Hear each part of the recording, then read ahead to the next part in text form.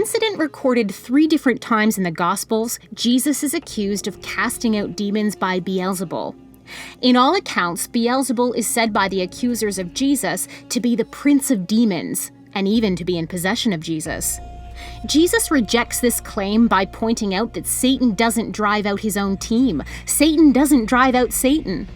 It was the Pharisees who had accused Jesus of operating by this power, but a problem existed with their claim. Exorcism wasn't just practiced by Jesus. Some of the Pharisees themselves cast out demons. Jesus said to them, "And if I drive out demons by Beelzebul, by whom do your people drive them out?" Today, it's not the strange to us accusation of Jesus being demon-possessed that bothers readers of the Gospel, but rather the identification of Beelzebul. Who was this entity to these first-century Jews? We know he was seen as an evil spiritual power, the prince of demons, and that Jesus seems to equate him with Satan in his defense. But it's a peculiar fact that in no surviving contemporary source or Jewish tradition is the name Beelzebul mentioned. In the 4th century AD, we see Beelzebul being interpreted as another name for Satan, based off of Jesus' assertion, but that's still a few hundred years after the fact and doesn't help us really understand how Jesus' original hearers would have understood the term. One option is to link this gospel use of Beelzebul with a mention in 2 Kings 1 to the Philistinian god of Ekron, Beelzebub. In 2 Kings, the ungodly Israelite king Ahaziah, son of Ahab, had injured himself severely and sent messengers to inquire of this Beelzebub. The angel of the Lord has the prophet Elijah intercept the messengers and send his message back to the king.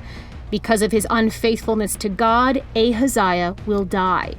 The rest of the story includes more messengers of the king dramatically being burned up by heavenly fire. So if the Pharisees were alluding to this passage, it certainly would have been a direct way of condemning Jesus. The people were wondering if Jesus was the son of David, the Messiah in the kingly line. The Pharisees then would be saying, Jesus is more like the impostor Ahaziah, son of an evil king and pagan queen, whose allegiance lay with the evil god of Ekron. Furthermore, association with this pagan god led to the fiery deaths of the king's associates. In other words, Jesus was an evil spiritual impostor, allegiance to whom would lead to the direct judgment of God.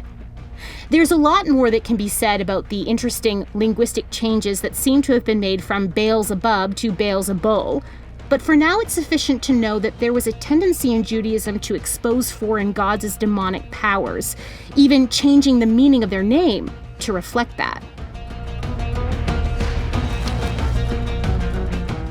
Thank you so much for watching. We want to keep producing high-quality biblical content, but we can't do it without your support. If you feel called to support us, please click the link in the description under Donate. Your support really means a lot to us.